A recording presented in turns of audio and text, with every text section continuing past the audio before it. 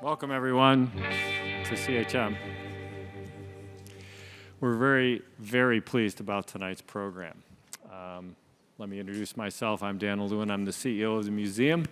Been here about 5 years. Part of our agenda is brought to you tonight by a terrific staff in the back, by our volunteers, by our donors, by our trustees, and all of you who are ideally and hopefully members of the museum. This is a real opportunity for us to present a forum about technology and the future of news. When I came to the museum 5 years ago, we stepped back to take a look at our mission and purpose. We are a collections institution. I think you all know that. We've got world-class, if not the definitive collection of computing artifacts, oral histories, and software and business plans and all kinds of things that have been collected really for the last 50 years. But we also have come to the conclusion that it isn't absolutely just about the computers. It's really about computing and the implications on the human condition. Because life, as we know it, doesn't exist without computing today. So the mission of the institution is to focus on decoding the technology, the computing past, the digital present, and the future impact on the human condition and on humanity. And if nothing else, news and information flow is pretty fundamental to how societies function these days. So over the last year or so, there have been a tremendous number of supporters and people engaged in helping us shape a conversation. And this is the first public forum that we've brought together. We've been doing these things in a room trying to figure out exactly what are the core questions, what are the issues associated with technology, and what are the issues that are associated with the communities and the journalistic and news and information bent. So the important thing about our mission and purpose is to help educate the digital citizenry, which is all of you, all of us, and people around the world. And we can't do it without partners. So what you'll see today is a collection of panels and well-organized conversations that hopefully will help elevate the conversation. So I'm going to close now by just thanking all of you and inviting Marguerite Gong-Hancock up to the stage. She's in charge of our programming and our innovation efforts, which is really about the changes in structure, and this is a really important topic on that front. So Marguerite, good, thank you. Well, good evening. It's my pleasure to add my warm welcome to each of you joining us, whether in person here at the museum or online. So tonight, our focus is on technology and the future of news. All of us live with the challenge of figuring out what information we pay attention to, what information we contribute to, and what decisions we make based on the information that we have available. Important questions such as, does technology enable higher quality information? Does it help us be more informed as digital citizens? Does it include more people, more diverse communities in ways that are empowering? Who makes these decisions and how? And what might they mean for each of us? These are some of the questions that we began with about a year ago with this initiative. And tonight, we're going to have the opportunity to hear 3 different kinds of perspectives on this. First, I'll share the results of a brand new survey that the museum commissioned around tech and the future of news. Then we'll have a keynote by one of the leading thinkers and practitioners in this area. And then we'll have a series of 2 panels with people who represent diverse points of view, whether as leaders of media, investors, or innovators using technology in new ways to reach new people. So I'll begin now with these results from the survey. So I'm pleased to report on these results of the survey that we had on technology and news as part of this initiative. So these were really building on issues that we had surfaced during the initiative's conversations that we had both here in Silicon Valley and New York. So we embarked on the survey this last spring to learn more about multiple dimensions around tech and news, including news consumption and engagement, and a deeper dive on social media, and how people view technology-driven opportunities and challenges in news, as well as the evolution of industry practices and business models, including support for policies. Today, I'll share just some highlights of that. It's going to be a quick flyover. There's a lot of data I won't be able to cover today, but my intent is just to give a clinical presentation of some of the data that might provoke some questions and more conversation. In the coming months, we'll release more data as well as a narrative that weaves together some of these survey results with some of the expert points of view. A word on the methodology. We developed the questionnaire with input from people with expertise, so from journalism, from technology, from business and policy, as well as public opinion research. And on behalf of CHM and Bold Research, surveyed about 1,600 adults nationwide just a few weeks ago. The sample overview, is representative of the US broadly, whether by gender, ethnicity, political party, age, income, and geography. So let's dive into some of those first results on news consumption, engagement, and trust. First, most Americans actively seek out the news, but 38%,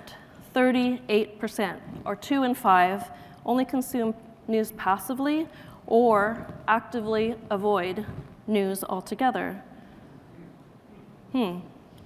Who are more likely to be active as new consumers? Americans older than 50 years old, those with college degrees, as well as partisans, whether Democratic or Republican. News avoidance is most common among younger Americans under age 30, those without a college degree, and those who don't identify as Republican or Democrat.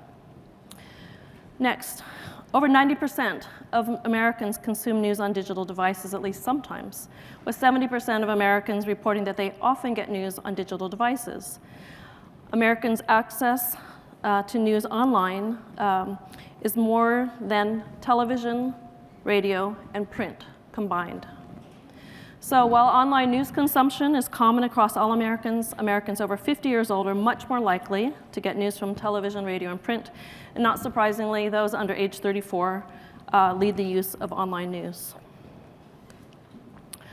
So these digital natives continue to drive new consumption patterns to social media sites and news organizations' online platforms.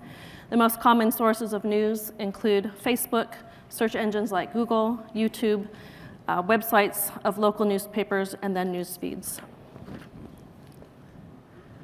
The shift towards digital, mobile, and video continues.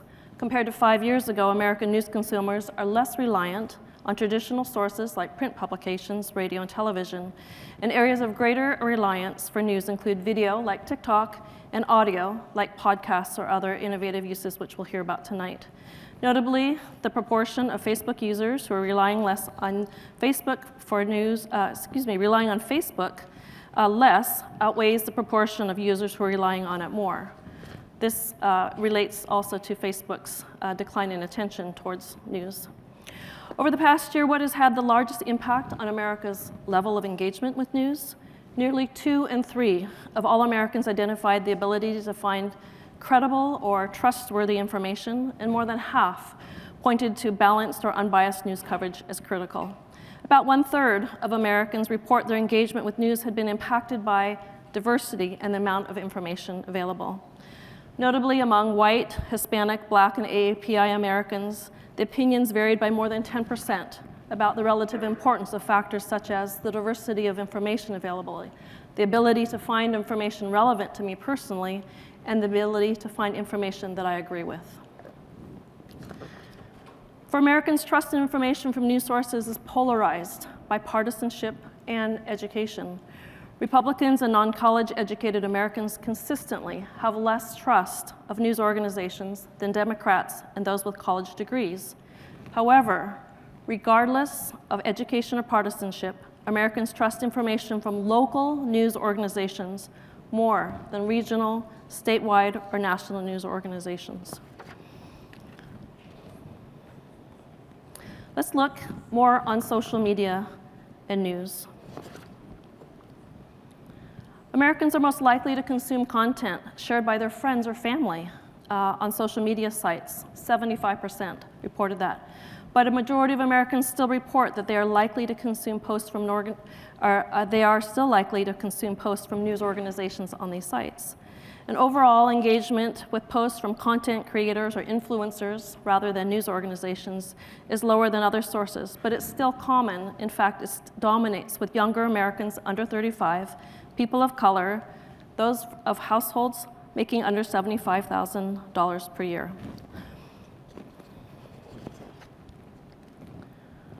While social media sites are among the most common sources of news, Americans report downsides. This is really interesting. Around 3 in 5 Americans have felt less close to a friend or family member because of the news they shared on social media. And a majority have argued with a family member or a friend on social media about the news. In addition to contributing to social strain, the spread of misinformation on social media platforms has led to nearly half of Americans reporting that they inadvertently shared an article or post that turned out to be fake. Here are some of the results from the survey about specific areas of tech-powered opportunity or concern. 4 in 5 Americans are concerned about the use of artificial intelligence by news organizations, including a majority, or 54%, who are very concerned. Concern is highest among women, those over 50 years old, white Americans, and Republicans.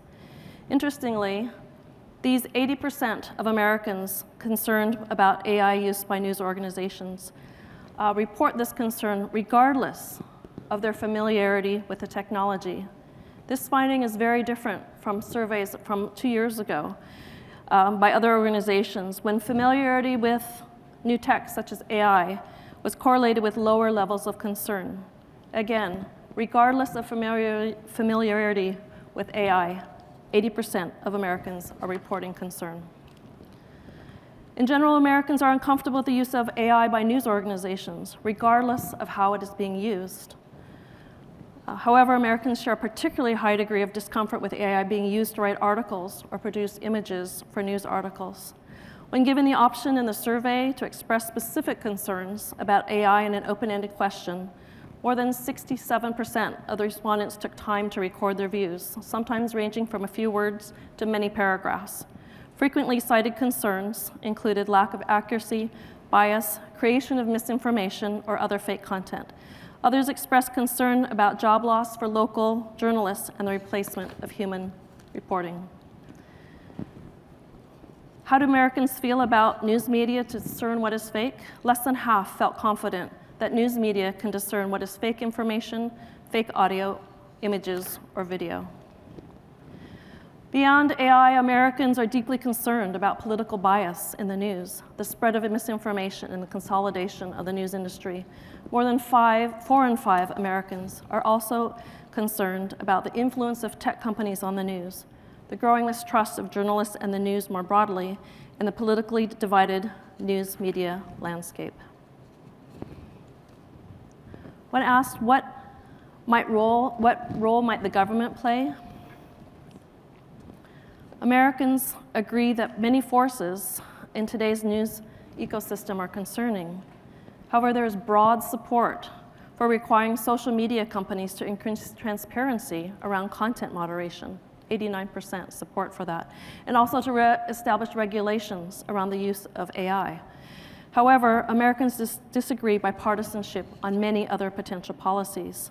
For example, nearly all Democrats support imposing fines on social media companies that do not remove misinformation from their platforms within a certain period of time, 85%, whereas only half of independents and less than 50% of Republicans support the same policy.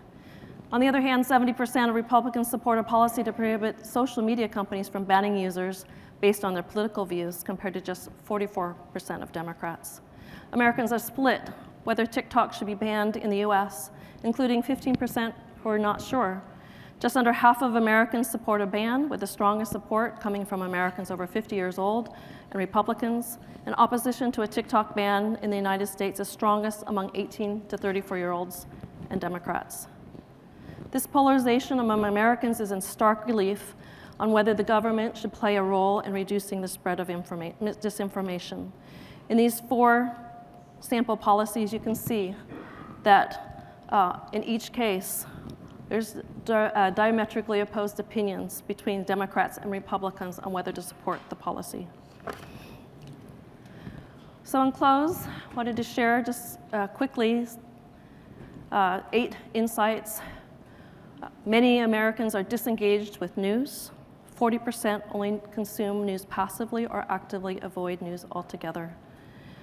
A large and growing majority of Americans get their news online as structural shifts continue toward more digital, mobile, video, social media, and platform-dominated media environments. Despite relying on social media for news, many Americans distrust the information on these sites.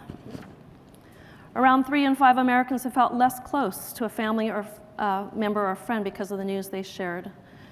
So there's Americans reporting that sharing news on social media is straining personal relationships.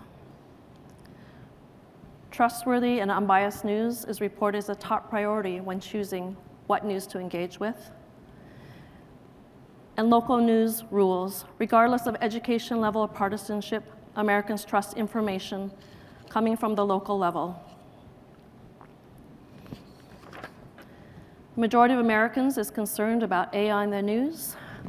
While AI is increasingly used to create and distribute news, 4 in 5 Americans are concerned about the use of AI in news organizations, regardless of their familiarity with the technology. And finally, despite some shared news, there are deep partisan divisions about many policies.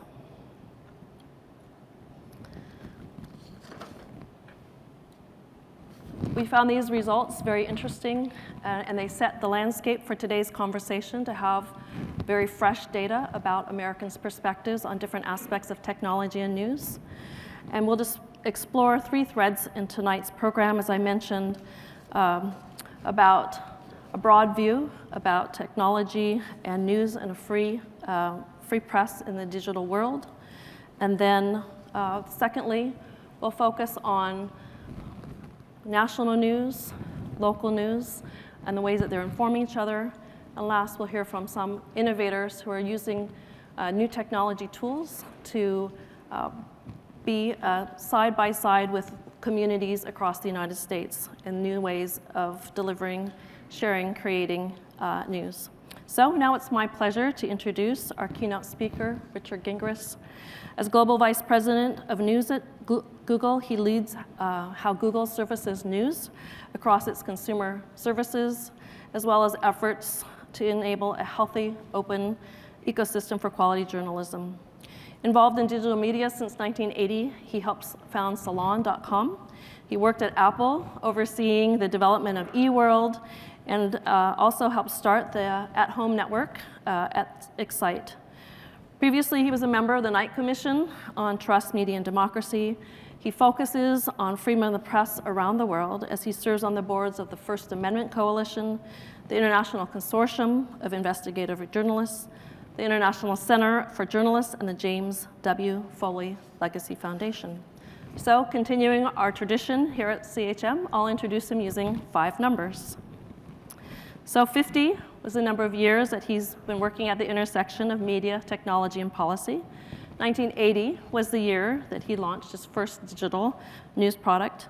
Large and growing, I'm not sure what number that is, but large. The number of opportunities and challenges confronting the future of news in our digital societies. 10, the size of his active drone fleet. And 8, the number of drones that have sacrificed their lives for his cinematic adventures. Please give a very warm welcome to Richard Gingras.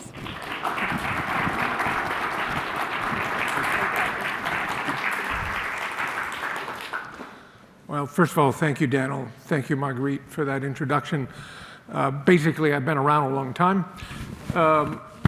Sometimes I think it's important to point out that what's really different between me and you is that I've had the opportunity to make far more mistakes than any of you.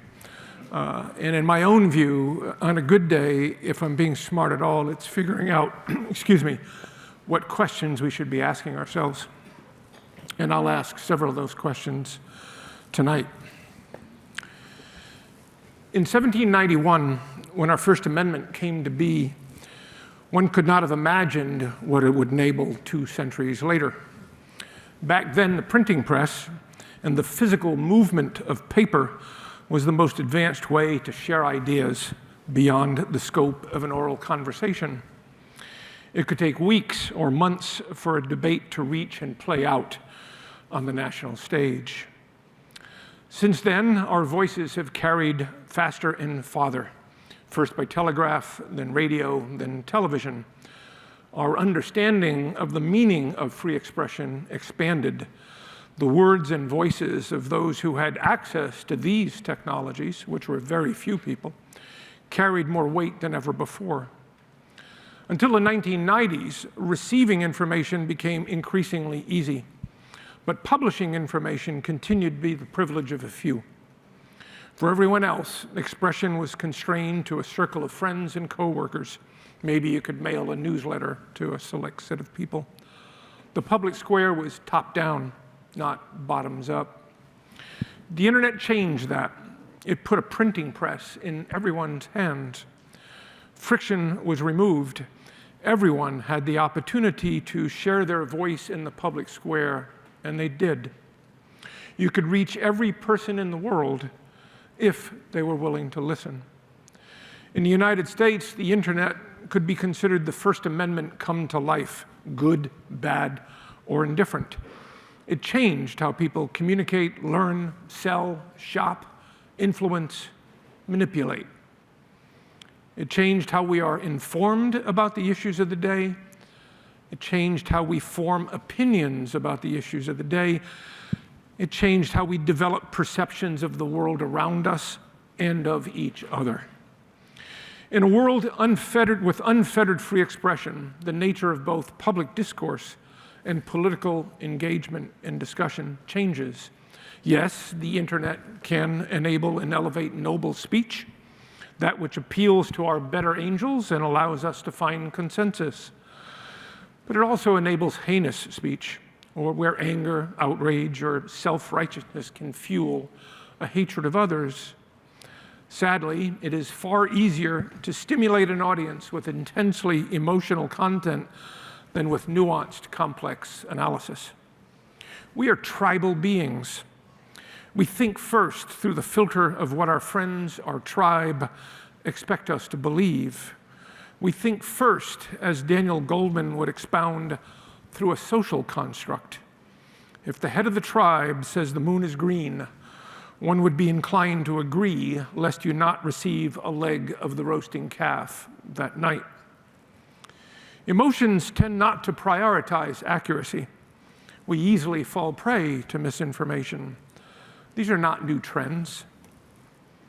They're not representative of any particular ideology, and they did not begin with the internet. From a mass media perspective, there's a core principle at play here. The mathematics of the information space has changed. As a society's access to media becomes more open, the media space becomes intrinsically, mathematically more divisive. We can choose, we do choose, the voices that reflect our view of the world, that reflect and confirm our biases, good, bad, and indifferent. If you want to unify a society, all other principles aside, then the one-voice media model of an authoritarian will do the trick. Single-source government media. In the US in the 1960s and 70s, there were only 4 television networks offering national news. The varying perspectives were moderated by the objective to appeal to larger, dispersed, and thus more homogeneous audiences. It could enable the theoretically unifying voice of Uncle Walter Cronkite, for those who might remember him. In the 1990s, the news networks on cable television split the unifying dialogue quite forcefully. Hot, confrontational discourse was recognized for its audience appeal. We gave programs combative names like Crossfire. Then the internet happened. It broke the information space into 1 million shards, from 500 channels to more than 1 billion websites. The vast scale of the internet challenges us like never before. It challenges our core understanding that supporting free expression means accepting the existence of expression we find uncomfortable, if not heinous. Sadly, I fear that principle is espoused by many but believed by few. But I also recognize how the harm of disinformation may have shifted our perspective. The scale and complexity of the information space will expand further with machine learning, artificial intelligence, and generative language models. That technology is upon us. It has been, actually, for a long time. There are many language models, including many from sources we're not aware of. The need and the challenge is to develop better models to generate constructive content and help identify the malevolent content that will also be created. What we see today with AI and language models are, for the most part, just that, language models, not knowledge models. They're predicting the next word in strings of text based on the massive modeling of human expression. That will change. The language models will continue to evolve. The language models will be mapped against known knowledge models. And the various providers of those models will evolve how they analyze and interpret the queries each of these tools are asked to address. That last vector is at least as important as the others. At Google, query understanding, your search query, has been key to our work with search for 25 years. Understanding the query, determining how best to answer that query. There's a big difference in answering a mundane query like how many ounces in a cup versus how should we address climate change. Matters relating to personal and societal health require special consideration.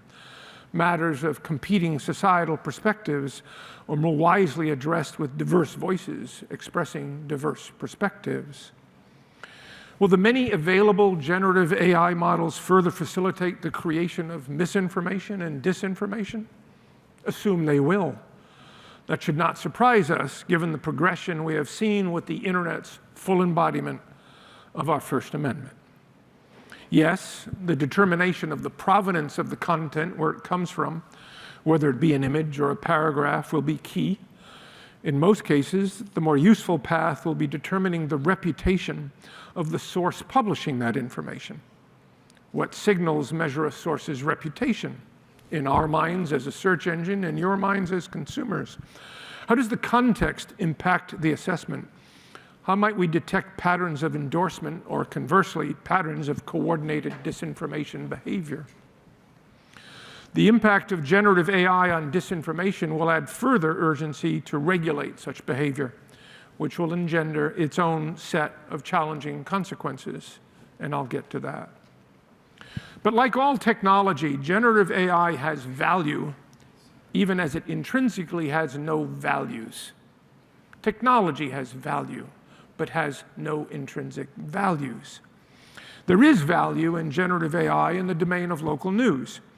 I've worked closely with emerging digital players.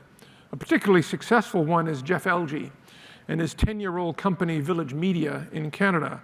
He now owns profitable, ad-supported digital news outlets in more than 30 cities. His sophisticated platform supports more than 100 partners. Village has developed its own and is now testing its own generative AI tools and is now testing them to enhance their newsroom's output, to suggest headlines optimized for search and social audiences, to craft story summaries for social posts, to draft service journalism stories that follow their editorial policies and style, drawn, say, from a press announcement about a new restaurant or a local business, to draft narrative stories off of data, be that local police blotters or the box scores of high school basketball games. Jeff's objective is to expand how Village addresses the broad range of information desired by the communities Village serves. Jeff's proven belief is that the key to trust and the path to sustainability is to become the go-to information source for his communities. He believes his news sites must go beyond accountability journalism to gain broad audience reach that will generate ad revenue, to pay for the journalistic work and broaden the audience for that critical accountability journalism. I began my career in public broadcasting. My mentor was Hartford Gunn. He founded PBS. He inspired the Ford Foundation to do the seminal work that led to greater funding, including taxpayer support for public media. In that day of Newton Minnow's vast wasteland, the dire need for quality television was clear. But over time, Hartford struggled with public media being a silo of elite content for elite audiences. I share that concern. I see many erstwhile digital news sources whose focus solely on serious accountability journalism. That's important. It's indeed noble. However, I fear that ignores the larger need to enrich the very fabric of our communities by addressing its overall information needs. I fear we won't bridge the divides in our societies if we don't recognize that we need to go beyond accountability journalism in servicing those local community needs, because otherwise that accountability journalism won't go beyond the depths of the silo within which it was created. Journalism is facing a crisis of relevance. How can journalism play its role in enabling informed societies if the efforts are not perceived to be relevant and valued? The Reuters Institute tells us that less than 10% of our societies regularly consume what we might call serious news. Google tells us that 2% of search queries are about matters of serious news. How can we reach those who don't care or lost interest? We hear it from our friends. They avoid the news. It makes them sad or anxious or fearful. They find solace in other ways, binging the latest on Netflix or feeding their addiction to TikTok. I do as well. How might we adapt to the media forms our cultures are adopting? The underlying assumption of a democratic society and the profession of journalism is this: if we express our ideas with the right words and logical arguments, and if enough people read those words, then our democracies will be effective and the world will be a better place. Again, the internet and new media forms have rearranged social, political, and cultural structures. We see it with social media. We see it with short-form video. The messages get shorter, an inescapable progression or digression, as it were, of how we communicate, of how we understand the society we live in. We can't ignore it. Kevin Munger argues that forms of human conversation have an overwhelming influence on what ideas we can conveniently express. And what ideas are convenient to express inevitably become the important content of our culture. That is what we see today. I'm not suggesting that TikTok and its peers are the future of journalism, though those media forms are sources of journalistic expression, whether you or I are comfortable with that or not. We need to adapt to the language constructs of our time. I recall what Neil Postman wrote about television in 1985. We are amusing ourselves to death. In that book, Postman made the following observations about our cultures that resonate all too loudly today. What George Orwell feared were those who would ban books. What Aldous Huxley feared was that there would be no reason to ban books, for there would be no one who wanted to read one. Orwell feared those who would deprive us of information. Huxley feared those who would give us so much that we would be reduced to passivity and egoism. Orwell feared the truth would be concealed from us. Huxley feared the truth would be drowned in a sea of irrelevance. As Huxley noted in Brave New World Revisited, the civil libertarians are always on the alert to oppose tyranny. They fail to take into account man's almost infinite appetite for distractions. In Orwell's 1984, Huxley added, "People are controlled by inflicting pain. In Brave New World, they are controlled by inflicting pleasure." In short, Orwell feared that what we hate will ruin us.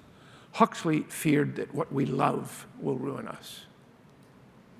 It was one of the great Greeks who said, "Our open societies, our democracies, will be destroyed by the freedoms we enable."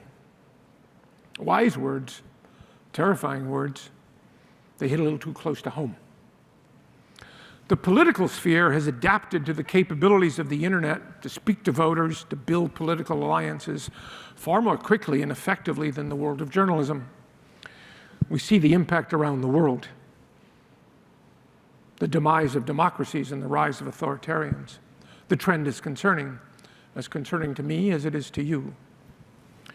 While the journalism community strives to rethink its role in our digital societies, governments around the world are considering how to manage the information space in their societies. Understandable. However, it engenders a range of questions regarding the impact on a free press, on free expression, on the openness of the internet itself. I spent the last decade circling the world, working with journalists, working with publishers, working with various stakeholders on the future of news and evolving internet policy. It has been a privileged and illuminating experience.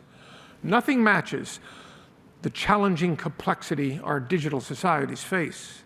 They are deep and structural, and not necessarily what we think they are. We need to be thinking in years, not decades, and years and decades, not weeks and months. Quick fixes are often no more than wishful thinking. At worst, they may result in damaging the foundations of the freedoms we seek to protect. In my global travels, I've learned many lessons. I've learned that perspectives on free expression vary. I've learned that approaches to governance in open societies vary. I've learned it's unwise to suggest that our First Amendment's codification of free expression is the only and correct one. I've learned it's unwise to imply that the form of democracy we follow is the only and correct one. Societies are different. The challenges are different. There is no one-size-fits-all set of answers. As with the challenge of disinformation, we are as impatient as we are concerned. Exigency tends to bypass thoughtfulness, dangerous given the paradoxical questions and untoward secondary consequences. How does one manage free expression in our digital world? How does one manage press freedom in a digital world? And the last question may be better stated as, what flavor of press freedom do you want for your society? Does your flavor of press freedom work without open access to the distribution and consumption of information? Is it too late to reverse the splintering of the internet into sovereign domains? Can we assure the continued openness of the web while we fight over what books are allowed in libraries? Can press freedom be maintained as legal mechanisms are crafted to address misinformation? Where does one draw the line between awful and lawful in a divisive world teeming with extreme parody and threatening outrage? How do we address the overlap between what Jamie Susskind describes as the hinterland of naughtiness with a walled garden of legal expression? Can regulation work if exemptions are granted for politicians and media?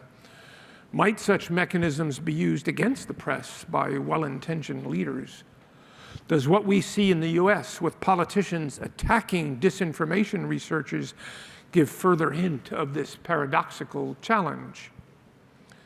One public policy matter stems from the belief that the sustainability of journalism demands regulated financial support. Mechanisms have been implemented and others proposed that require certain intermediary players, such as social networks and search engines, to provide that support. That's fine. We're glad to provide that support. The method matters.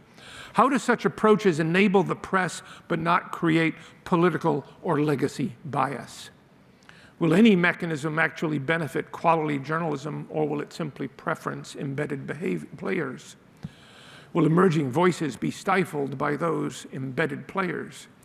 As some person wiser than me said, the future has no lobbyists. Is your flavor of press freedom one where press freedom is managed by a press association, as we see in some countries, who is allowed to be a journalist? What are the journalistic principles they're asked to uphold? How does the association restrain or stimulate the emergence of new voices and new players?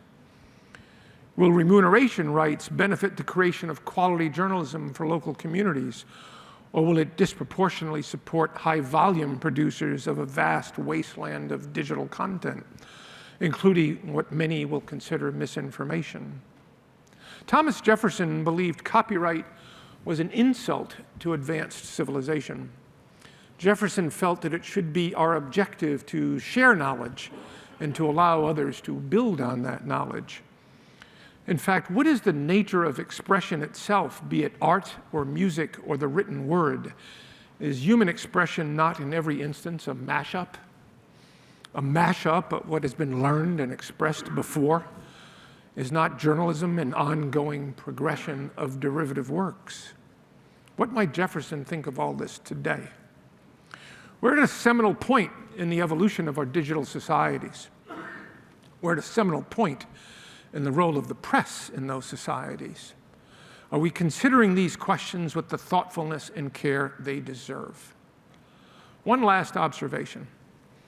I've been reading a lot of history of late. Always interesting, always the same. We decline every opportunity to learn from experience. Instead, we determinedly repeat, indeed acclaim, past misbehavior. It is a rather damning statement about the future of our species. Today, people speculate about the dangers of the internet, or more recently, the dangers of AI, or the dangers of technology. It would be more accurate to admit that we are concerned about the dangers of ourselves, not the machines. The AI models being built are learning from the vast expression of humankind, both principled and not, sometimes in quest of the common good, often not. But that is the history of our species, is it not? Regulatory approaches can fall victim to the same dynamic. What is the underlying principle being pursued? To what extent are those principles truly about the common good versus specific or self-interests? We must think beyond the memes. We are at a seminal point in the evolution of our digital societies. We are at a seminal point in the role of the press in those societies.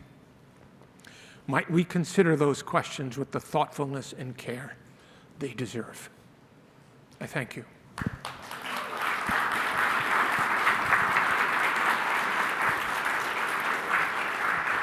Fantastic. Thank you. Thank you, Richard. Now it's my pleasure to introduce our first panelist, Cheryl Phillips. She teaches journalism at Stanford University and founded and directs Big Local News. You'll hear more about that. Previously, she worked at the Seattle Times and was twice a part of breaking news coverage that received a Pulitzer Prize. She's a former board member of Investigative Reporters and Editors. And here are her 5 numbers. 12 years at the Seattle Times, 9 years almost at Stanford University, 3,341 users on the Big Local News data sharing platform, and more than 10,000 local sites embedded in the BLN COVID case mapper with over 3 million page views. Last but not least, 406, the area code of all of Montana, her home state. Please welcome Cheryl Phillips. So glad you're here. And next, David Walmsley. He's the editor-in-chief of the Globe and Mail, based in Toronto. He's the deputy president of the World Editors Forum, the leading global community of editors. He created World News Day, a global day of awareness involving more than 500 newsrooms on 5 continents of explaining how journalism can make the world a better place. And here are his 5 numbers. 29 years investigating the worst air crash in Royal Air Force history. Yes, 29 years. 9 news organizations worked for in the UK and Canada, 2 executive producer credits for independent documentaries, 1 newspaper hero, Sir Harold Evans, and 14 weeks to learn shorthand. Take that, GPT. So please welcome David Walmsley. So glad you're here. Thank you. Here to moderate the conversation is Chris Shipley, a journalist, author, and curator of Newsgeist. Chris Shipley has explored the impact of technology in business and society for more than 30 years. Her latest book is called The Empathy Advantage, and today she focuses her work on human organizational challenges in the face of disruption. Please give a very warm welcome to Chris Shipley. Well, thank you very much. And good evening. It's nice to be with you all tonight. Richard set up quite a lot of questions in a very provocative keynote, and we now have 20 minutes to answer them all. So we're good. But we're in good hands with that, with this panel. Charles and David, thank you for agreeing to jump into the fray here. You know, every conversation we have about the future of news, always there's this through line, and it's questions about misinformation and trust, and about community and polarization, about the disruption of business models. And I think that whether you're local, and you've been very focused on local or national and international news, there's, I think, still some opportunities for us to find optimism and all that. But to also to recognize that many of the problems that we're facing today are maybe not new, they're amplified. And we were just talking right a moment before the program began about the original narrative behind the Titanic in light of the news of the missing submersible.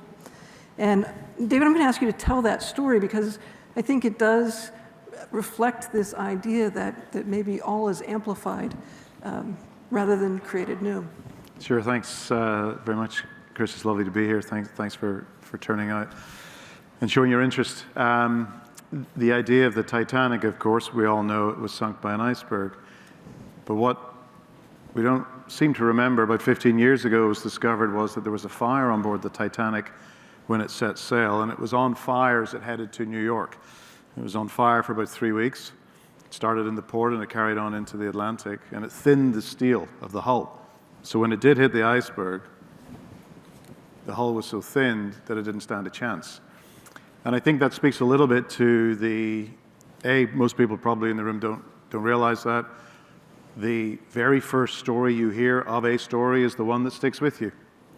And what's so essential, I think, in both the responsibility of journalism, but also in terms of respecting the audience, is that you course correct in the most transparent fashion that you possibly can, and hope that you're grabbing the eyes and the ears and the attention of the audience who may have paid attention the first time, but who will come back to you. So that transparency of the storytelling and the consistency of your storytelling and admitting when you're wrong are all essential. That's great. You know, there's a lot of reaction was Marguerite was sharing the data tonight about the statistic that I thought, when I saw it, was rather stunning, which was that 38% of the population, at least in the United States, either actively avoid news or are, let's just say, are passive consumers. If they happen to run into news, then they might consume it. But there is a significant population that says, I just don't want to hear about news. And in the context of the conversations that I know we've continually have around building trust in a divisive environment and building community, and I think this is true whether it's at the local level or in a more international or national level, how do we start to engage and reach these people, or do we have to rethink how we either change the news product or leverage technology in different ways that allow us to re-engage a proactive and create a proactive consumer of news? And it's a small question, so I give that to you to start us off. You know, years ago I used to work at the Detroit News, and years ago, before I worked there, they had a hotline that people could call up and ask informational questions. And I know there are some local news outlets, you know, that are very, text-driven, right? That we've talked about some, and the idea is that we need to fill that information void for folks. That as we become an information source for news that people need for information, why Why is this road closed off? You know, bread and butter journalism. Then we become a trusted source, and then we can build in and layer in the accountability journalism that will make somebody say, hey, did you see this thing? And don't you think we should go to this meeting to protest that? But we can't do that just in isolation.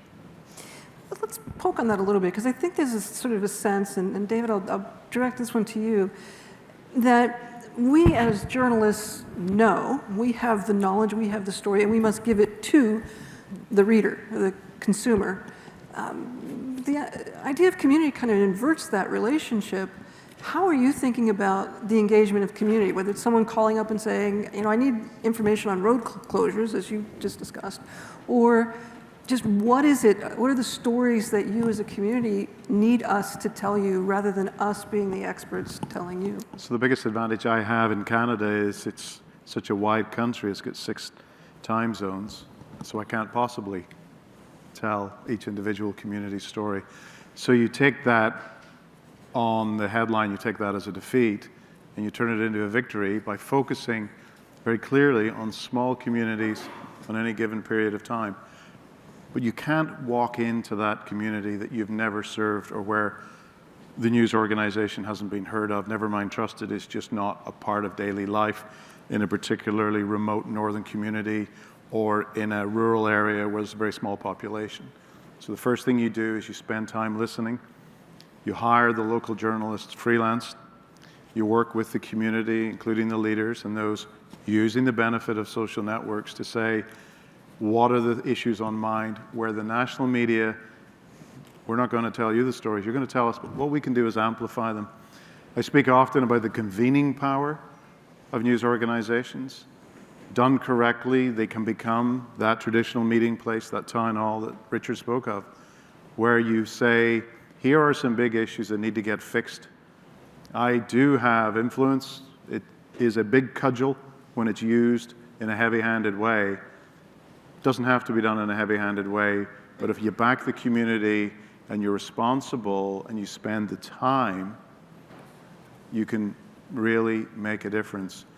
This past year, we've been in the Nunavut and the Arctic Circle. We're going to be opening a bureau, a pop-up bureau in Windsor, crossing the Detroit border. We're going to really look at the issues which are essentially what we call news deserts. There's not a lot of representation of journalists in those areas, and we're going to say, what are the top-of-mind issues? You tell us, you're the experts. It's your community. We will go in as generalists, and we'll support you, and we'll get to the bottom of it using the influence that we have. And you've had some experience with the big local news project in collecting data locally, but sharing it more in a more distributed fashion. Can you talk a little bit about some of your projects? Sure. So, I mean, I started Big Local News. The prototype for it was actually collecting police stop data, which there is no national federal data set of police stops. And so we had to go state by state and then city by city. We now have about 250 million records. It's the largest repository of police stop data. But we were able to both tell the very local story, what's happening in one community, what's going, and use the scale of the data that we collected to be able to build new statistical measures for discrimination and bias. So for me, I think the value in local, it goes both ways. You can use all of this very local information to get a good sense of what's happening and look at patterns across regions, as well as, and so tell both that very big story and the very intrinsic, very local stories that are so important to community change and policy change. Policing changes at the local level, not the federal level.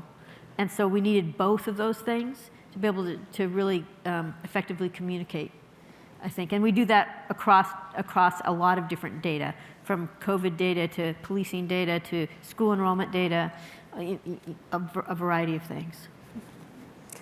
Yeah, there was something else I found interesting in the data, and I'm wondering if this stood out to you. When people were asked about their choices, sort of ranked choices of place they went for news, TikTok, podcast, Twitter were 1, 2, and 3. Television was 6, radio was 9, and print was 10, which certainly speaks to the changing consumption, and I know that's affecting how you're thinking about distribution of news. But the other piece of that data, another question I found quite interesting was that maybe it's ironically, the trust in social media as a source of news was very low. So people are turning, it seems, to a source of news that they don't trust. And I'm just trying to get my head around that, and I'm thinking how you might think about that as you look at, and this is the plural you, as you think about how you reach these audiences, engage a local audience, engage a national audience where they are on the platforms they choose, but yet on the platforms they seem also not to trust. How do we wrestle that one? So I have an experience group I've got a gathering group and an experience group. So the gathering group is, as you would imagine, people who are reporters, photographers, designers, people who are out creating the work. Then I've got an experience group who decide the distribution. So we're on TikTok, we're on Instagram, we're doing podcasts, we're in a whole range of social media, and it's with our brand against that. I think there are two elements to it. One of them is that we really want to improve our accessibility to young women who, from our experience, are learning increasingly, or perhaps always, but we're learning about it more increasingly. They learn through audio and they learn through visual. So podcasts and Instagram become a key area of that. There's an inequality. We have a paid subscription model that's metered. There are concerns about access to information through a paywall that becomes unaffordable. Instagram's free. TikTok's free. And that is a huge magnet for very large audiences who will look at the globe and they will say, okay, perhaps that's a name my grandparents knew or my parents knew, but they've been introduced to it by their pals. The other thing is post-COVID. During the pandemic, global emergency, there were historically high numbers of people visiting our websites. Huge numbers. We were getting, right across the Western world, historically high numbers of visitors. And I think that amplified the existence of what were otherwise seen as a trusted news organization that you don't necessarily need in normal times, but you will rush to when there's advice that could help save your life or bind your community together. I think the amplification of those brands allows you then to go to social networks later and say, I recognize the Globe and Mail on TikTok, and it's not a serious story. And equally, news avoidance goes up because you've gone from a record high. People are exhausted by it, all journalists are, and it results in a reduction in news consumption. I think to add to that there's incredible value in collaboration. And so when we see national news outlets collaborating with local news outlets as opposed to parachuting in and just telling the story from a national lens, and recognizing the value of the expertise of the local journalists, the journalists from from different communities, covering different types of communities, and being able to really work together on a shared equal footing to be able to tell those stories is invaluable.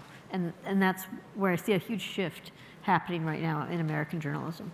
Can you give a concrete example of that? Because I think that's we talked maybe about distribution and one side feeding the other and vice versa, but is there a concrete example that you've experienced of that working together really working well? Well, we just recently, this past year, did a story with the Associated Press on school enrollment and trying to track where all the students who left school and who've gone missing, essentially, where they actually ended up. And it's a hard question to solve, but the local journalism organization doesn't have the wherewithal to be able to look at that across their entire state or region or even community. They don't always have the data analysis skills to be able to do that.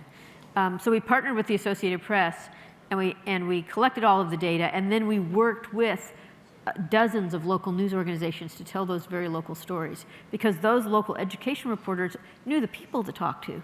They knew the parents and the families and the PTA people and the teachers, and so they could go out and really delve into the nuance of the stories to be able to tell the story of that community. At the same time, we could tell that big, broader story. So there is a lot of conversation among news practitioners about how do we regain trust? And they're talked about transparency and other things that are measures of that or methods of that.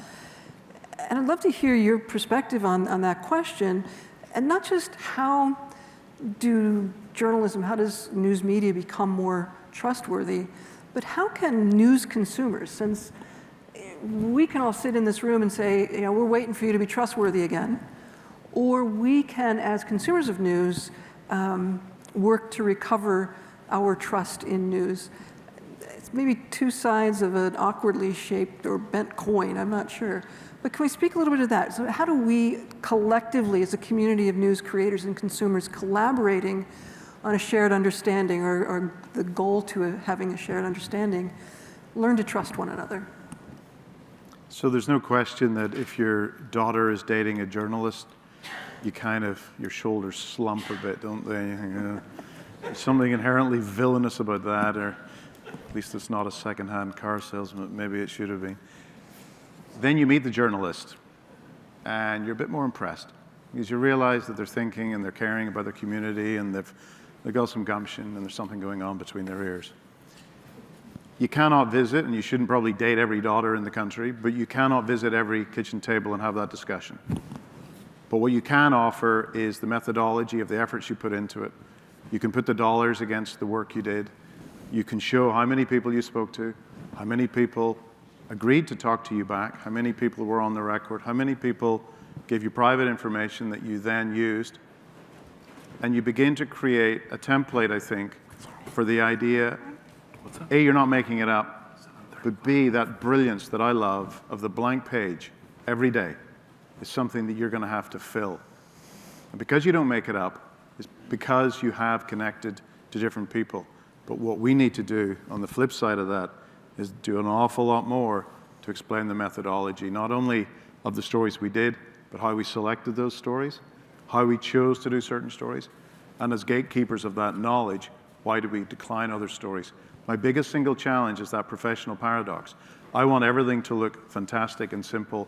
To take the newspaper in Canada, there's a 6-foot snowdrift outside your house, and the paper's still there at 6 a.m. We take pride in that. We shouldn't. We should explain the effort that went into making it like that, because I think respect and the transparency that comes with that would only increase. Well, I think that for me, the other piece of it is that we need to listen to the community. And I think I shared earlier with you today we did a story, my students did a story on police officers in Bakersfield who broke bones over a period of time, 4 years, 31 bones broken, a lot of times when they used batons. So we did this story. We took a look at if there'd been any consequences, which there were none. And we wanted to then show all of this data to the readers. And journalists were thinking like, nice polished graphics. And instead we decided to go out to the community in Bakersfield and say, what would you like to see out of this data that we have collected?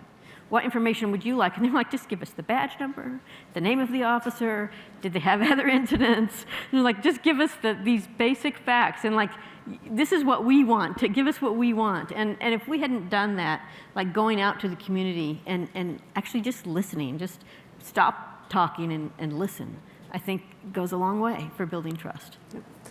So I have in my hand a handful of fabulous questions and only about 2 minutes here to even begin.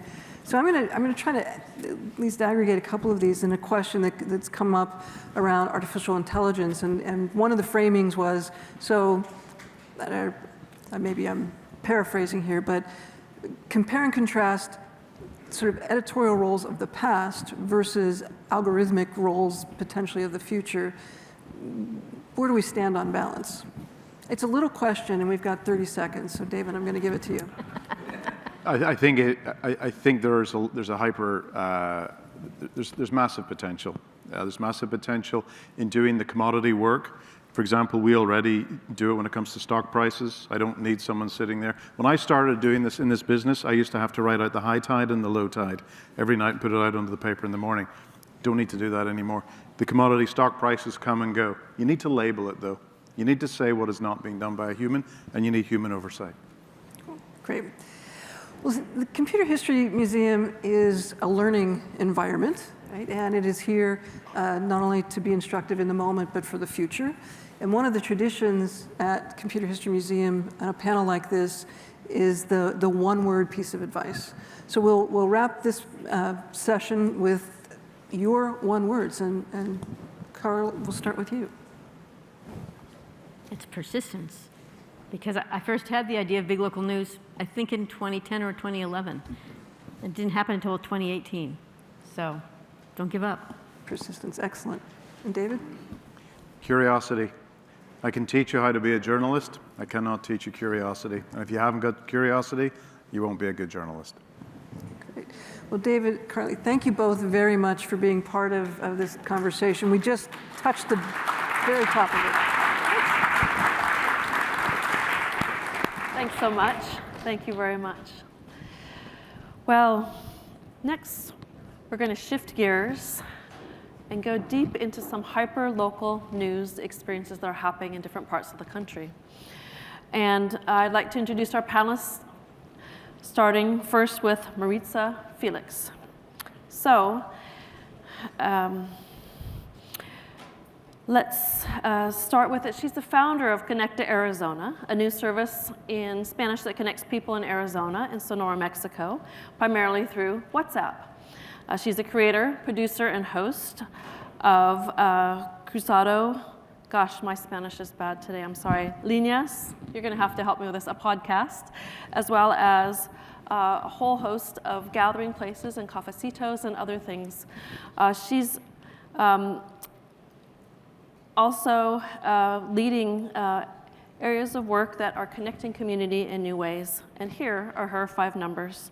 19 years in journalism, 2020, the year that Connect to Arizona was founded, 892 cafecitos in WhatsApp, and 9 episodes of her podcast, and 40 for 40, a celebration of life. Please give a very warm welcome to Maritza L. Felix. So glad you're here. Glad you're here. Welcome. Sit here. Our next panelist is Candace Fortman. She's executive director of Outlier Media in Detroit and host of the podcast News Guest, focusing on newsroom sustainability. She serves on the board and sits on the board of Cityside, which operates local news outside Berkeley side and the Oakland side. She's also on the advisory board for Open News, an organization that fosters collaboration, open technologies, and processes within journalism. And here are her 5 numbers. 6.5 years at iHeartMedia, 4 years at Outlier Media, 700,000 subscribers to the Outlier SMS platform, $4 million raised to support Outlier's mission, and 330 members in the Ladies Who Pizza Supper Club. Sounds amazing. So glad you're here. Thank you. Thank you. Next, our third panelist is Tracy Powell. She's the founder and CEO of the Pivot Fund, which is focused on supporting independent BIPOC community news. She was founding fund manager of the Racial Equity Journalism Fund at Borealis Philanthropy, and she's the immediate past chair of Lion Publishers, an association for local independent online news publishers. And now, here are her 5 numbers. 2020 is when she officially launched the Pivot Fund. $2 million was the size of the first Pivot Fund grant round. $500 million is the Pivot Fund goal, and 7 grantees that are Georgia news organizations led by people of color. And she's the first of 4 girls and the first to graduate from college. Please give a warm welcome to Tracy Powell. So glad you're here. Here to moderate this discussion is Dawn Garcia. She's the director of the John S. Knight Journalism Fellowships at Stanford University, a program for journalists from around the world, and you'll learn more about them since these are alumni from that organization. A former JSK fellow herself, she began her career as a reporter and editor at West Coast newspapers, including the San Jose Mercury News and San Francisco Chronicle. She served on the board of KQED and the Journalism and Women's Symposium, as well as Open News. Join me in welcoming Dawn Garcia. Hey, Dawn. Glad you're here.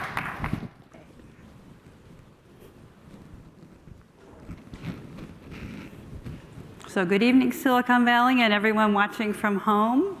So excited to be here with this wonderful group of folks, and thanks to the Computer History Museum for this wonderful event. So one of the things that strikes me as we think about all the thinking about the technology, the promise, the peril, AI, TikTok, trust, all those things. Technological and economic forces have really done a number on local news. The business model that kept local news alive for quite a long time, really decades, has hit so hard that local newspapers are vanishing at a rate more than 1/4 of newspapers in the United States have disappeared. So those are thousands of communities that have no local newspaper. And that is a real crisis for democracy and society. But here's some good news.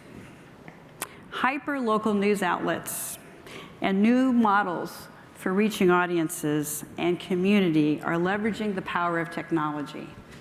And the good news are some creative innovators that are sitting on this stage with me tonight.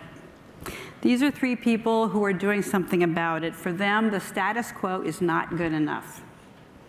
And these are all alumni of the John S. Knight Journalism Fellowships Program. And the JSK Fellowships supports diverse journalists from around the world who are creating solutions to journalism's most urgent problems.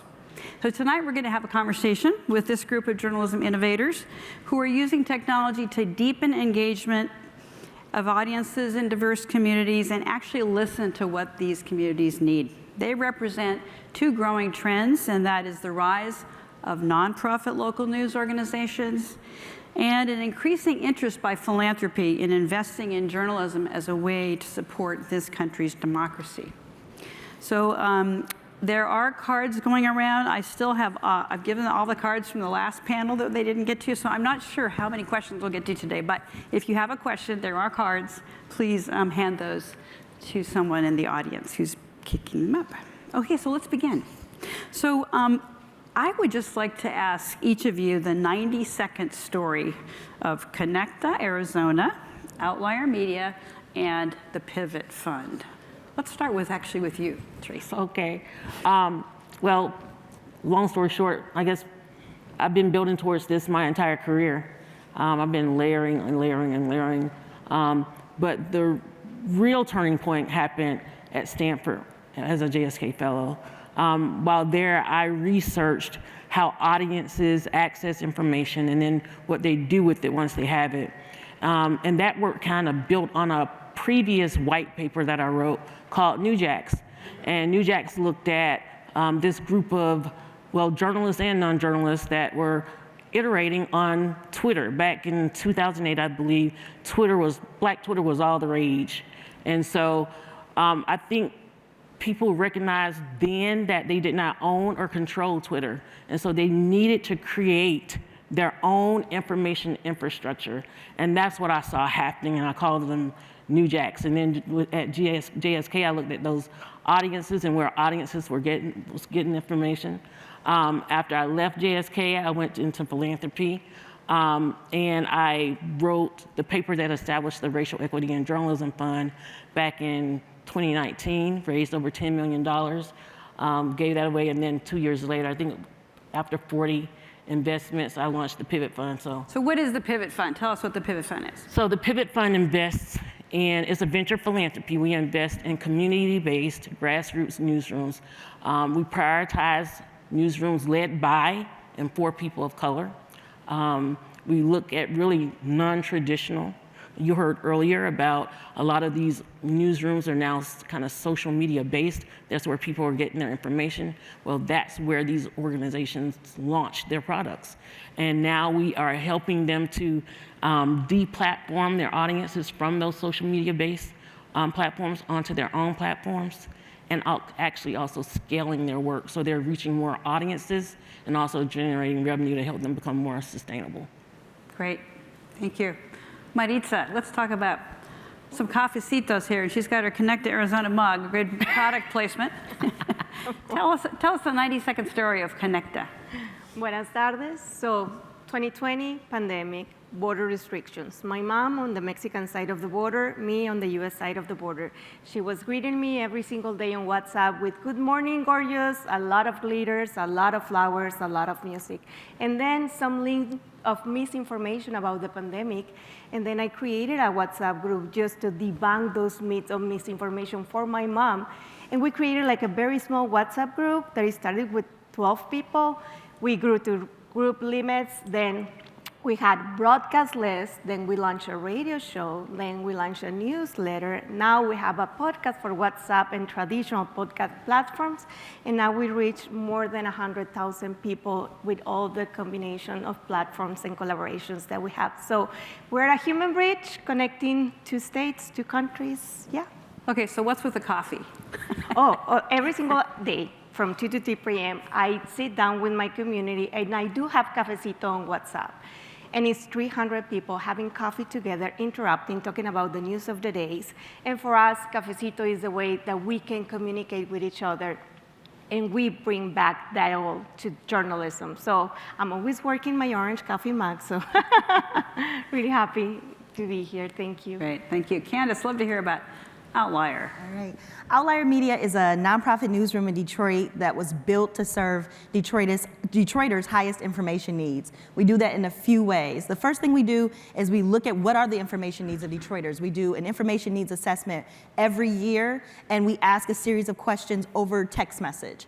Questions like, if you had a reporter working with you for the next 24 hours, what would you have them figure out for you? But we also look at public record information, non-emergency 911 calls, calls to United Way, to see what people are asking questions about and what they're complaining about. Because we've found that complaint data is a very good indicator of where there are accountability gaps and transparency gaps. From there, we built a SMS text message-based platform that allows Detroiters to text us 24 hours a day, 7 days a week to get automated reported information, not 2,000-word articles, but for instance, you can put your address into that text system to see if your landlord is paying the property taxes on your house.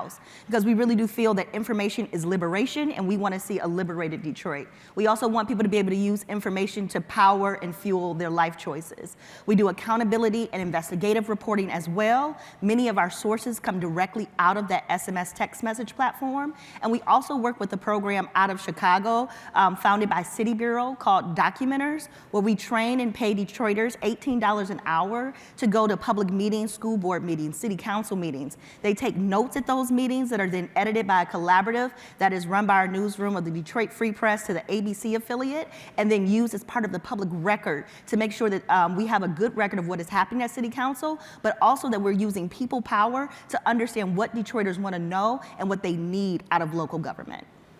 So I'd love to hear a little more about Documenters, because that's something that don't know how many people know about that organization. And it started in Chicago.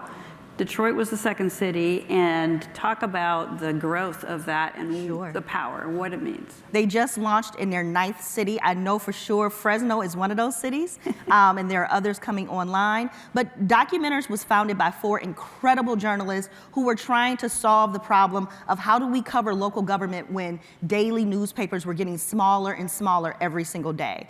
And what they realized is that we needed people, we needed the community that we wanted to serve through journalism to become a part of that process. Journalism is an incredibly teachable skill set, even though some of us like to act like it is not. You do not have to go to J school to take good notes at a public meeting. It can be taught. And also because we value people's labor, we pay them for that labor. And it really helps us to, one, build trust with communities because they're a part of the process. They see how the journalism works. But also, what we have found in Detroit is that we can see people asking questions that we would not have thought to ask. We have a big investigative story happening right now that came directly out of the Documenters' notes. There was a documenter who was going to the Detroit Housing Commission meetings. They asked a question in one of their notes, because Documenters also ask us questions like, why is this way? This seems weird. And that weirdness has turned into a 6-part investigative story. And one of my favorite impacts from that story is that we just got a note from the Detroit Housing Commission board thanking us for the investigation. Now imagine that the body that you're investigating sends you an email thanking you for investigating them. That is the sort of impact that we have been able to have with Documenters on our side, because people do understand that these systemic issues that we're facing in Detroit are solvable. And also they know that residents are paying attention. And the great thing about residents that political officials understand, they're also their voters. Yes. So they might not care that we exist, but they damn sure care that their voters exist. Exactly. Exactly. So So one of the things that struck me about coming here today with all of you is when you think about technology and media, people sometimes think, okay, that Silicon Valley, supercomputers, artificial intelligence, which obviously is hugely impacting and a very hot topic. Tell us one thing you've learned about using technology in new ways to engage your audiences. And the technology you're using is texting and WhatsApp and other kinds of technologies that people don't always think about, although there's a great, in the Computer History Museum here, about the beginning of text. So I love that. It was texting the computer technology. So talk a bit about something surprising you've learned about using this technology that's surprised you, that you wouldn't have thought could happen. Yeah, for me, it's like people it's not that it's not interested in news. They're disengaged. They don't see themselves reflected in news. And using the cafecito in WhatsApp, we have this two-way communication with our audiences, and they see themselves, and they feel listened to, and they feel that they have a say in the news that they're gonna get. So we're not extracting everything from them. So we're getting inspired by them, by us, because we're part of the same community. For so long, we as journalists, we were detaching ourselves from the community that we serve. It's like us versus them. It's always been us. And something that we're using technology is because we're meeting people where they are, where we are. We're glued to our cell phones all day long. We're consuming news over here. We're chatting with our families. We're doing everything. Like we take photos, we document everything that we live using our cell phones. Why don't we create news that are user-friendly, that we can use actually our cell phones to be it, and to use it to listen it? Messaging apps are created to listen, to have conversations. We journalists, we're afraid of having those conversations because sometimes we don't like what the people have to say, and because sometimes we don't like those awkward silences. They can be really powerful for our community. So that's what we're doing. We're using technology to do something really simple that is listened. Okay, how about you, Candace? I want to take a positive route, but I have to say the thing to this room that is important. SMS technology is not a very well-developed piece of technology, and so our SMS platform is always breaking. It breaks all the time. And hopefully there is someone in this room who understands how to make that not happen. But I think that what we have learned, and I think that this is a part of sort of the business of running Outlier, is that while we have tried really hard to invest, for instance, in the technology platforms that we've used, and we've used, I think, 3 different platforms, that what it comes down to is that we were going to have to build our own thing. And that really is sort of like the key lesson of Outlier. You think that you'll be able to sort of, like we thought we would take this model for reporting and like the Free Press would take it and then we would just go off and do something else. Right. And everybody laughed at us. They were like, we're not going to do that. And so then we had to build a newsroom. And now we are learning that in order for us to get products that really work the way we need them to work for our community, we're also going to have to build our own technology, which quite honestly is even better because newsrooms, especially hyper-local newsrooms, are able to build technology. We understand what our colleagues are looking for in technology better than often folks that are building for like other purposes. And so I guess learning that we were going to have to become part technology company has been shocking to me. Right, Yeah. exactly, great. So Tracy, I want to ask you about being an investor. So you have gone an interesting path and decided, you know what, you want to actually invest in media as opposed to just trying to create it, which, and there is a whole trend right now, as I mentioned, of philanthropy, local community foundations, other organizations that have not given to journalism, and they kind of were allergic to that, but saying, you know what, if we don't, maybe we should, because journalism is, and the kind of media that you're investing in is going to help democracy thrive. So what got you to decide you needed to be a philanthropist? So again, I am a venture philanthropist, so I am borrowing from Silicon Valley. I learned how they do it so that we can replicate some of those ideas. Some of them, not all of them, because Silicon Valley has some stuff we don't want to duplicate. But we did borrow some of that over and brought it over to venture philanthropy, the way that I prospect, the way that I think about how we fund. In journalism, up until recently, well, probably still is, it was mostly programmatic dollars. Yeah. that were invested, I look into investing general operating support and then layering that with wraparound services to support the organization. So it's a two-way street that we're learning from Silicon Valley. But I think one of the biggest lessons that I take from this is how we define impact. We have to do that differently when it comes to journalism. In fact, when I talk to other funders, I don't even frame it as a conversation about, it's not about journalism. Because people can't get their arms around journalism. But when I talk about housing, for example, and the need for more affordable housing, that is something that funders, including those from Silicon Valley, understand. Right. When I talk about poverty and how critical information getting to people can help alleviate poverty, can help improve economic conditions, then they understand the conversation a little bit better. So it's not a conversation about journalism. Usually when people hear journalism, they immediately start rolling their eyes because they don't think it's a viable business, right?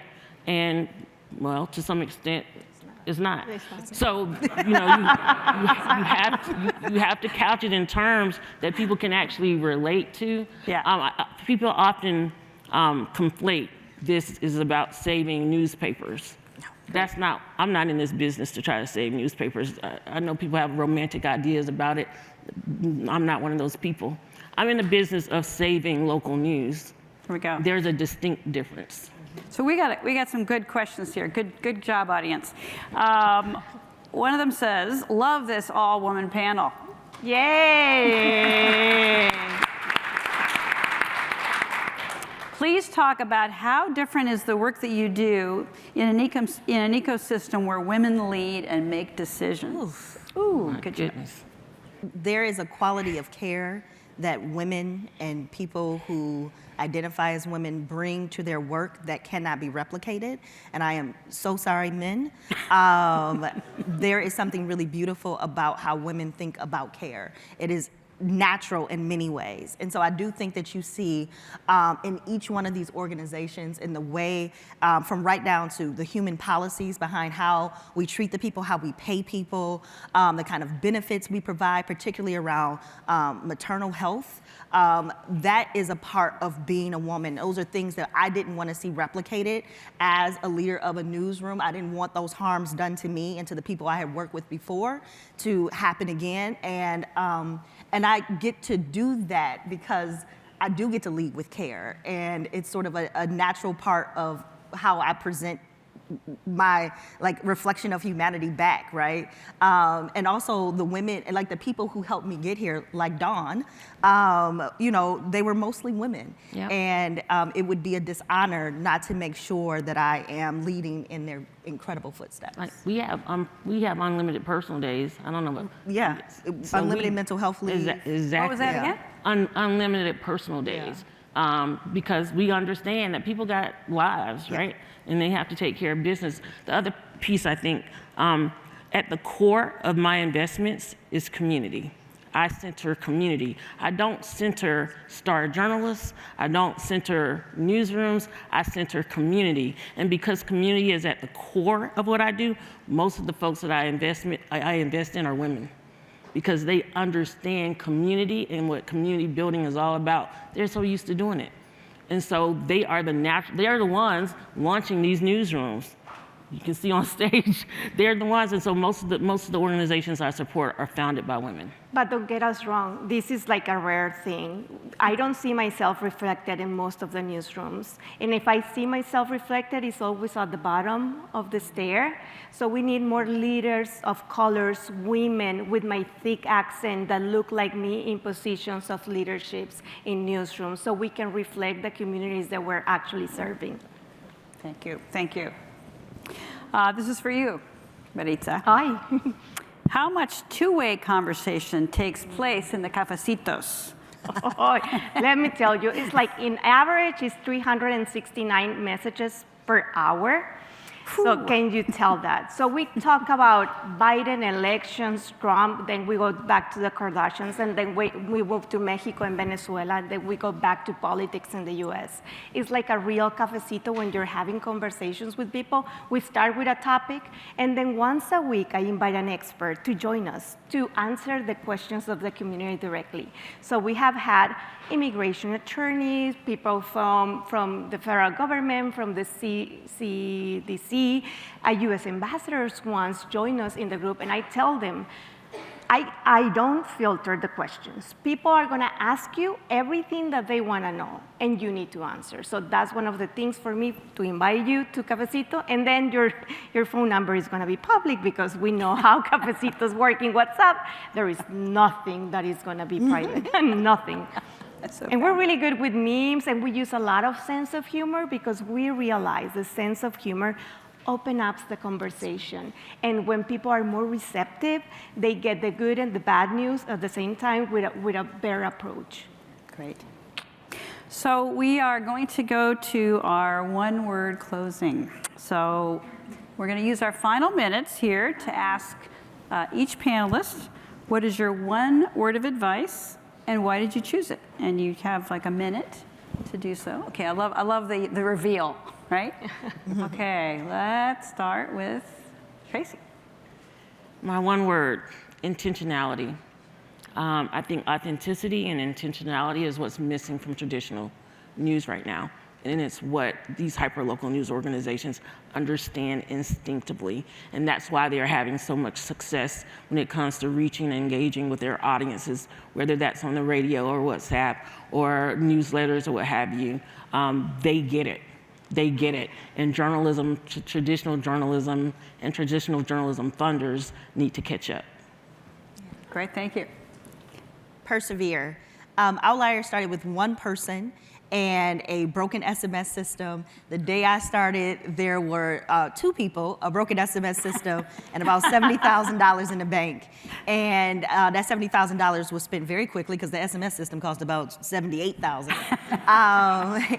And nobody wanted to fund us. Everybody thought that this is not journalism, this is not sustainable. We just hired our 17th person, and and we are still here, and we are continuing to serve Detroiters, and we did it when we had $0 in the bank, and we're doing it with a few more dollars in the bank. Great, thank you. Mine is 3D. Cafecitos! Because I think this is the first word that they have in Spanish, so you're welcome. We need more periodismo con acento y con talento. And for me, it's like this commitment to actually bring back dialogue to journalism. I think that is a mission that we all need to have, and that's a homework that we, as journalists, as media leaders, we need to start embracing, having conversations with the communities that we serve. So, Cafecitos. Great, fantastic. Well, thank you to all of our panelists here today, Maritza, Candace, and Tracy. Oh. No, stay put for a minute. Okay. Thank you. I want to thank everyone, and I want to thank all the panelists, Maritza and Candace, Tracy, and Dawn. Thank you so, so much. And earlier in the program, Richard, David, Charil, and Chris. This is, for me, frankly, both personally and professionally here at the museum, is a fantastic moment for so many different reasons. In some respects, you know, we could say it's the best of times, or we could say it's the worst of times. We could say that news and information is everywhere, but if it's not local, we don't have what we need. So it is this moment where internet protocol has knocked down all the borders. But at the same time, what you've seen right here and now is the local organization and the scalability as people persevere and focus in on the local issues in the community. And I think it was really important to make the point that it's really not necessarily about journalism. It's about listening, it's about language, and it's about organizing. And in some cases, as we were talking about earlier in the day, when things have been completely decimated, witness Detroit, building from the ground up may be a little easier out of necessity. And we're seeing that more and more. And I think these are representative models and individuals who are taking action. And as we were saying in some of our earlier discussions today, if not us, who. We really have an opportunity and a responsibility these days to do this. We will be publishing on an ongoing basis a whole series of papers and outputs as a result of this year-long series of work, this being, again, the first public forum and by no means the last.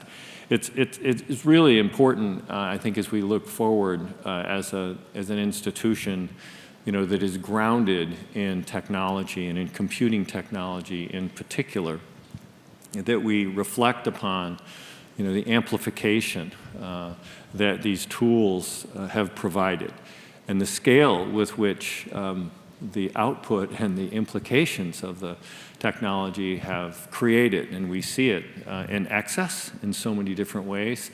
And we see the need in local and in concentrated communities and how important it is for individuals to take action and make a difference in the local community. So I want to, again, thank everyone for your attention and time on this program. It's really important to us, again, to be present in this moment when, the personal side of personal computing needs to come back to people actually taking action. I go back to the beginning of the desktop publishing industry when the first uses were kind of ugly in so many different ways because people were creating posters and things with too many different fonts. But then there were models that got built out and shared. And now we see a much more organized community. And I think these are great examples of starting points that we all should share and tell friends about. So again, thanks everyone. Thanks to the team. Thanks to the production team. If you haven't become a member of the museum, if you go to our website, there's a little button that says join and give. It doesn't take much to make us happy, and the more members we have, the better we receive support from our donors and founders. So thanks so much. Thanks again, everyone. Great.